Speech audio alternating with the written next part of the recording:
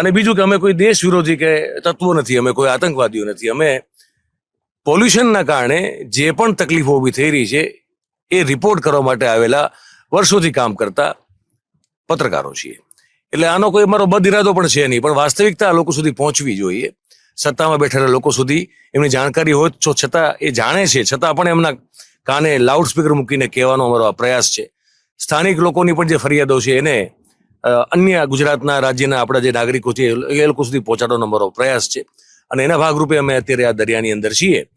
અને થોડીક વાર પછી અમે તમને જેવા એ પોઈન્ટ ઉપર પહોંચીએ એટલે એ ફારૂકભાઈ જે છે એ કદાચ કેલીભાઈ કોઈ એ દેખાડશે અને અમે એનો કદાચ બને તો એક નમૂનો પણ લઈ લેશું આપણે, જેથી કદાચ જરૂર પડે કે ભાઈ તમે તો આ તો કાદવ હતો, રીબડી નહોતી, તો જરૂર પડે તો કોઈ જગ્યાએ આપણે લેબોરેટરીમાં ટેસ્ટ કરાવી શકીએ, તો એમાં આપણી પાસે એક આધાર પુરાવો રહે.